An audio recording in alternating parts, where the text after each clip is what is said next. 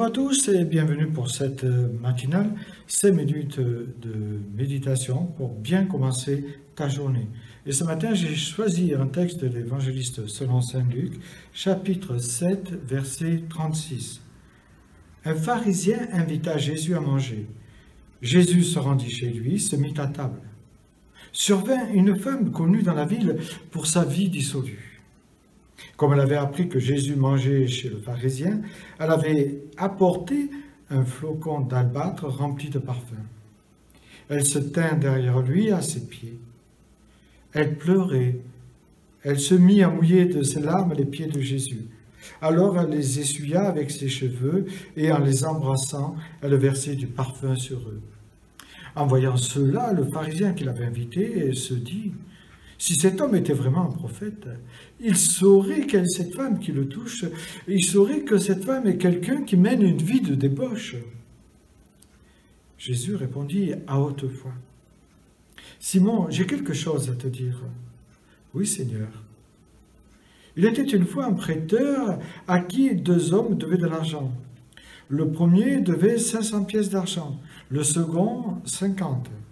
Comme ni l'un ni l'autre n'avaient de quoi rembourser leur dette, le prêteur leur fit cadeau à tous les deux de ce qu'ils devaient. À ton avis, lequel des deux l'aimera le plus? Simon répondit: celui, je suppose, auquel il aura remis la plus grosse dette. Voilà ce qui est bien jugé.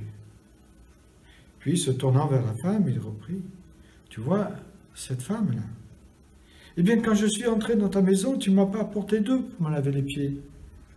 Mais elle me les a arrosés de ses larmes et les a essuyés avec ses cheveux.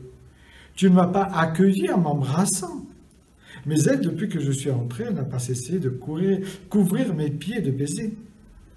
Tu n'as pas versé d'huile parfumée sur ma tête, mais elle a versé du parfum sur mes pieds. C'est pourquoi je te le dis, ses nombreux péchés lui ont été pardonnés. C'est pour cela qu'elle m'a témoigné tant d'amour.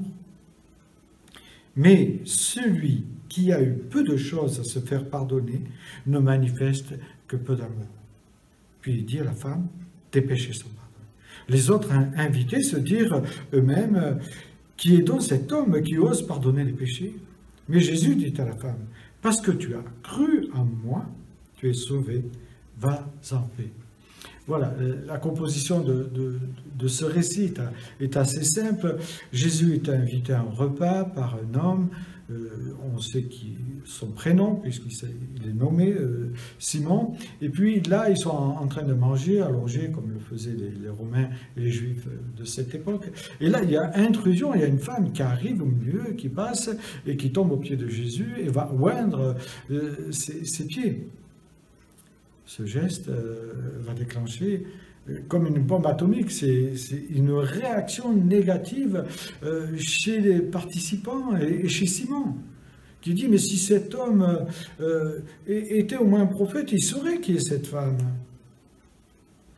Et là, Jésus prend la défense de la femme et il va prendre une illustration, c'est-à-dire une parabole, et il va laisser en fait Simon répondre lui-même. Et ensuite Jésus va faire l'éloge de la foi de cette femme, ce qui va surprendre tous ceux qui sont à table dans ce récit. Dans ce récit, on voit bien que ce n'est pas Jésus qui a pris l'initiative. Il répond à une invitation. Il interprète une situation, il n'a pas créé cette situation.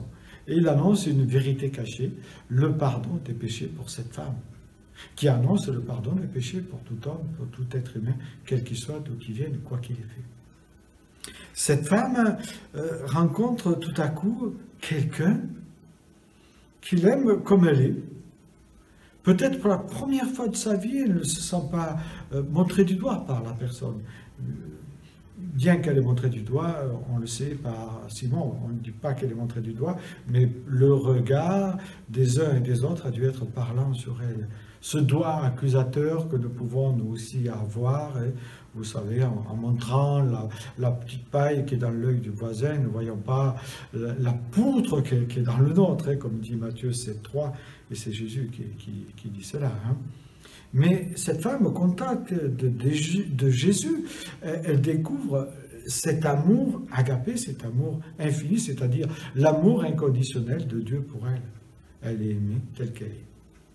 Cet amour l'enveloppe, cet amour la saisit, et elle ne peut pas rester insensible, et tu ne peux pas rester insensible à l'amour de Dieu. Personne ne peut rester insensible à l'amour de Dieu. Cette femme, son cœur est touché, et elle est là au pied de Jésus, à mettre de l'huile, et elle pleure, elle essuie ses pieds. Et c'est un tableau extraordinaire que nous avons. Au contact de Jésus, elle découvre en fait l'amour infini de Dieu pour elle.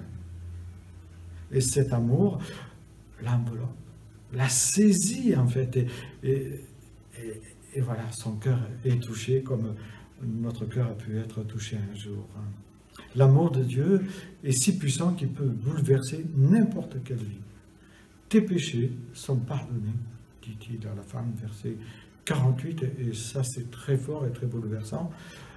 Par cette déclaration, Jésus atteste la repentance et la foi de cette femme, et bien sûr, il va lui offrir la possibilité de prendre et d'avoir une nouvelle vie. L'amour de Dieu, le texte nous dit qu'il est une grâce, un cadeau immérité qui nous est donné, parce que Dieu aime toutes ses créatures.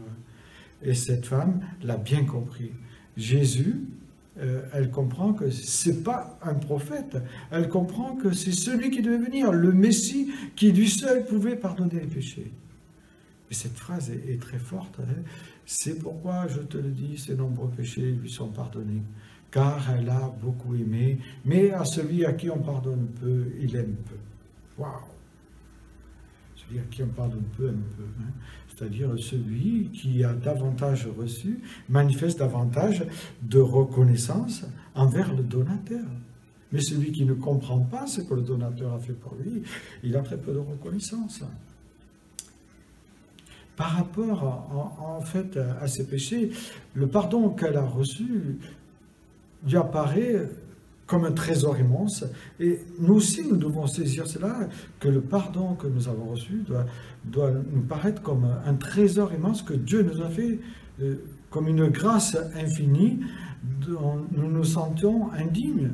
Et c'est ce qui se passe dans cette histoire. La femme se sent indigne de ce cadeau merveilleux que Dieu lui fait, la vie éternelle. Cette découverte la pousse justement à témoigner beaucoup d'amour et de reconnaissance pour Jésus. En cette matinée, j'aimerais te poser deux ou trois questions. Hein. Est-ce que tu connais vraiment cet amour de Dieu qui est inconditionnel? Et est-ce que ta vie a-t-elle été transformée par cette rencontre que tu as fait un jour avec Jésus-Christ? Si tu ne l'as pas fait, ça vaut la peine de le rencontrer. Et puis une autre, as-tu pris conscience du trésor immense, du prix que le Seigneur a payé pour toi à la croix de Golgotha? Est-ce que tu as pris conscience de cela? Et puis une invitation justement à mettre en pratique. Quel geste de reconnaissance vas-tu accomplir aujourd'hui pour le Seigneur Jésus?